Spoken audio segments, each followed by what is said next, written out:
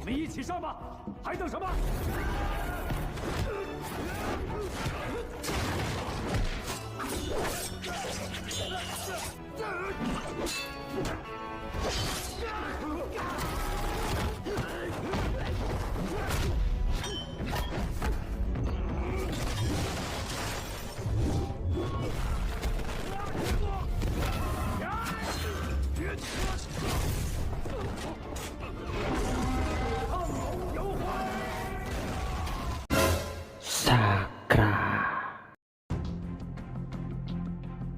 ？Berlatar di negara Cina pada tahun 1960, kisah akan berfokus pada pasangan suami istri yang sedang menemukan bayi di depan rumah mereka.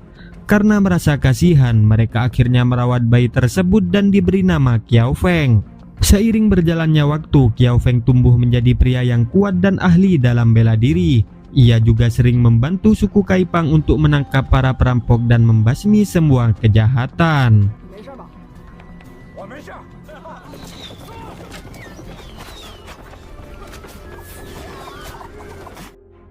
Lalu beberapa tahun kemudian terlihat seorang biksu dan anak buahnya yang ternyata telah menculik seseorang. Qiao Feng yang kini sudah menjadi ketua suku Kaipang rupanya tengah menunggu kedatangan si biksu.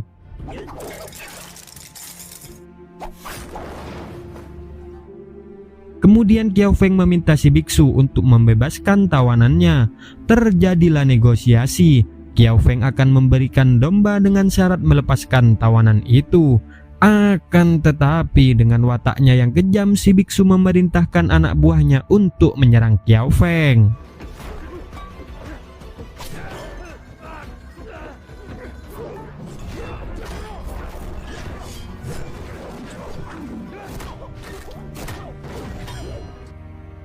Setelah berhasil mengalahkan semua anak buahnya, kini Qiao Feng berhadapan langsung dengan si biksu tersebut.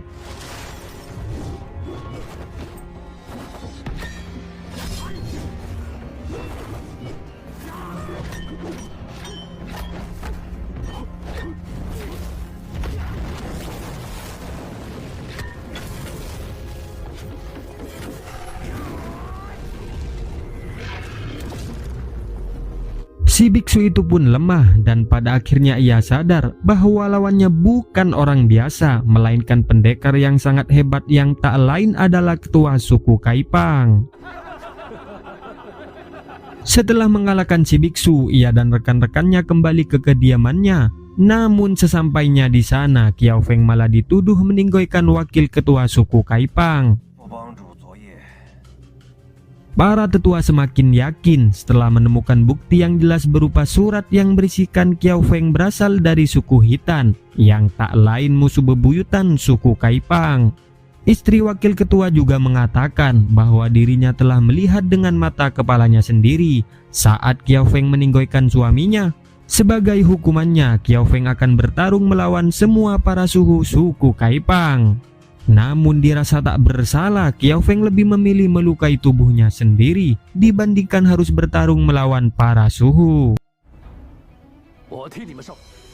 Kemudian ia pun mengundurkan diri sebagai ketua dan memilih pergi untuk mencari pelaku yang sebenarnya.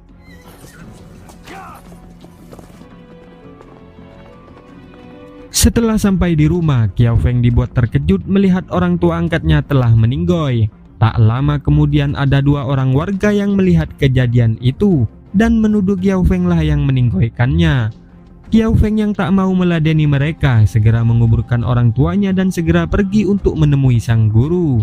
Sesampainya di sana, sang guru besar pun juga dalam keadaan tak bernyawa.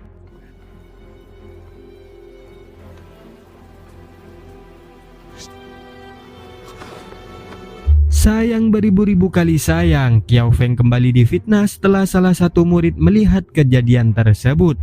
Kemudian Qiao Feng mencoba menjelaskan bahwa bukan ia pelakunya, akan tetapi dia langsung dikepung oleh semua murid. Qiao Feng yang sebelumnya melihat seseorang yang mencuri kitab Shaolin, ia pun berhasil menangkapnya.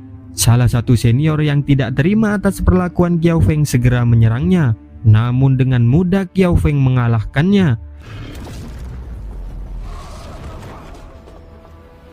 Akibat serangan itu, akhirnya identitas pencuri terbongkar yang ternyata dia adalah seorang wanita yang bernama Azu. Qiao Feng yang tidak ingin melawan mereka, ia pun segera lari dari kepungan itu.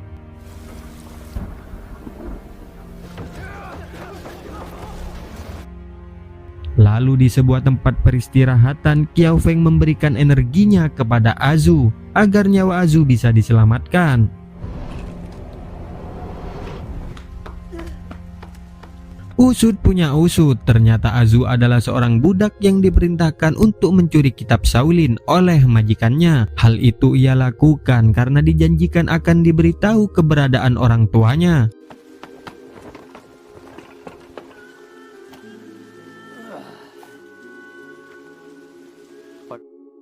Lalu keesokan harinya, Qiao Feng membawa Azu ke sebuah tabib untuk diobati.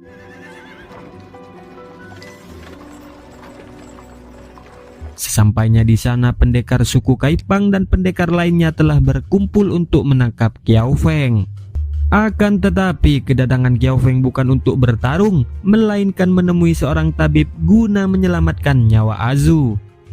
Sang tabib pun enggan mengobatinya karena Qiao Feng adalah seorang pengkhianat.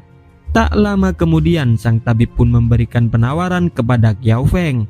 Jika dirinya berhasil mengalahkan para pendekar, maka sang tabib pun bersedia untuk mengobati Azu. Mendengar hal itu, Qiao Feng menyetujuinya demi menyelamatkan nyawa Azu. Sebelum pertarungan dimulai, Qiao Feng mengajak minum arak bersama untuk memutus tali persaudaraan, agar nantinya Qiao Feng tidak dihantui oleh rasa bersalah.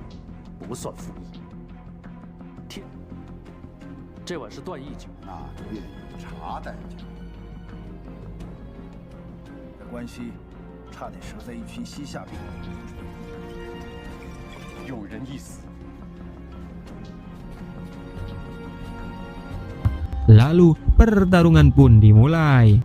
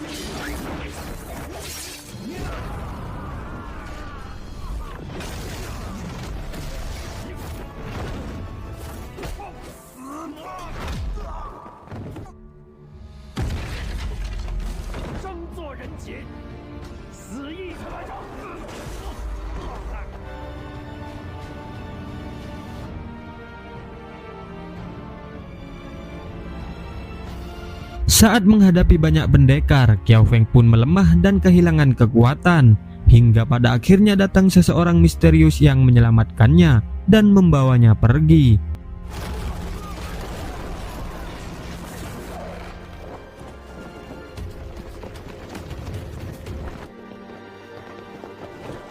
Singkat waktu, tabib itu pun bersedia mengobati Azu, akan tetapi dia harus tinggal di kuil agar bisa memancing kedatangan Qiao Feng. Di tempat lain terlihat Qiao Feng berhasil disembuhkan oleh orang misterius itu, yang tak lain adalah ayah kandung Qiao Feng.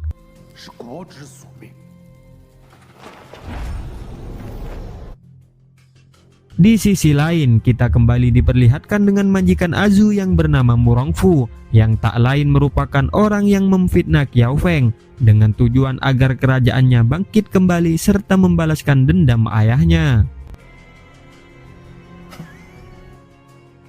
Di tempat lain, Azu dengan keahlian menyamarnya, ia pun berhasil mengelabui para penjaga kuil dan meninggoykan sang tabib.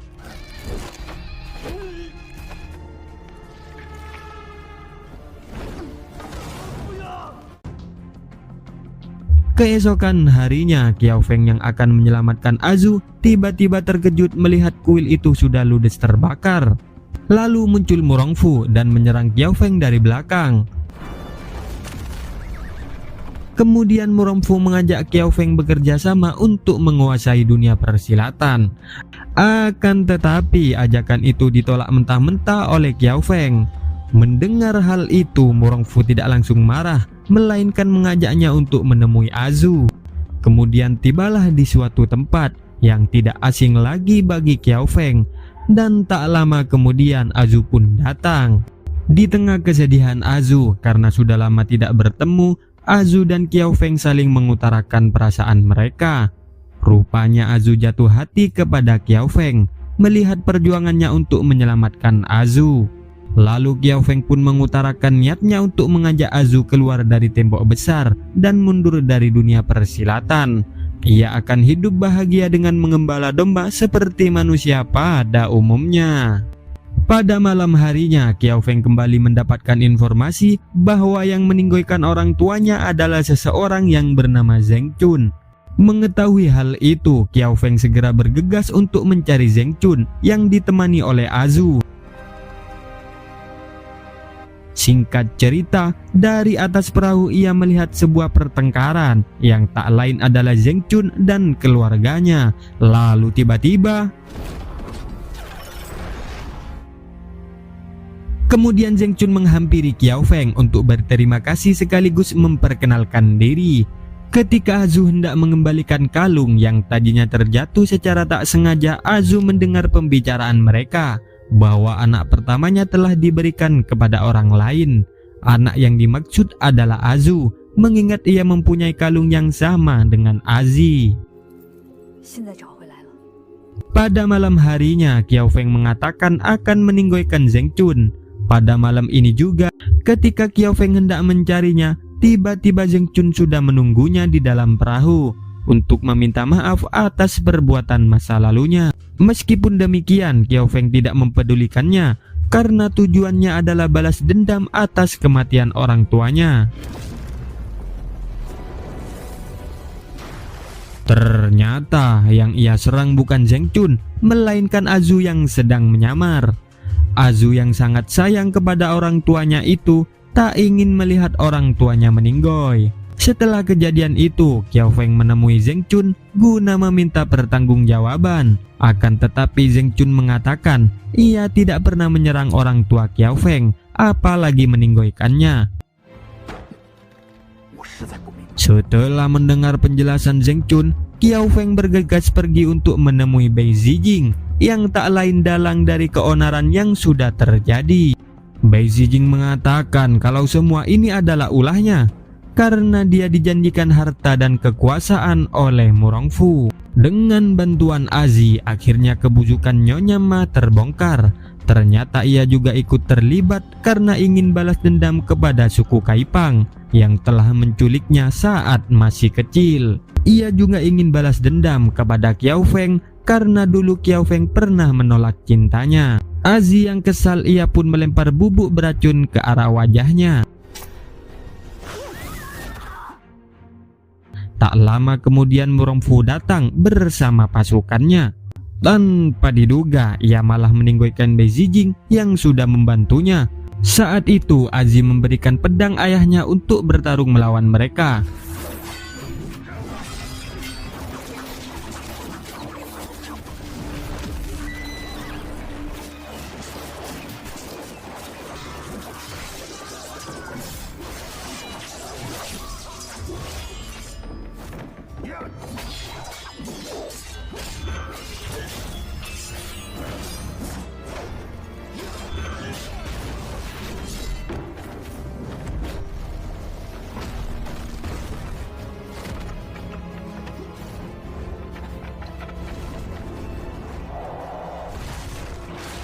Di tengah pertarungan, Qiao Feng melihat para tetua Kaipang yang telah digantung tak bernyawa karena menolak bergabung bersama Murongfu. Pada saat itu juga, amarah Qiao Feng memuncak dan kembali menyerang Murongfu. Tanpa diduga, Murongfu yang lebih kuat dengan mudahnya memblokir serangan Qiao Feng. Saat akan meninggoykannya, tiba-tiba Qiao Feng kembali bangkit dan berhasil mengalahkan Murongfu.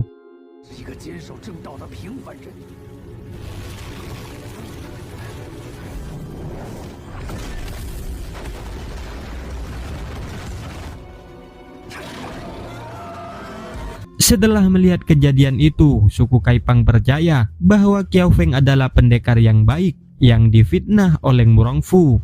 Singkat cerita, Kiao Feng pergi ke makam Azu untuk menepati janjinya, pensiun dari dunia persilatan dan keluar dari tembok besar. Sementara itu, Murongfu diselamatkan oleh ayahnya bernama Murongbu yang ternyata masih hidup. 30 tahun lamanya ia sengaja mengasihkan diri untuk melihat anaknya berhasil membangkitkan kerajaannya kembali. Orang misterius yang sebelumnya menolong Kiao Feng ternyata ayah kandungnya sendiri yang tak lain adalah Qiao Yunzhan. Setelah sekian lama tak bertemu, kini Murongbu dan Qiao Yunzhan dihadapkan kembali. Tapi tiba-tiba film pun sudah selesai. Tamat. Ending yang sangat seru.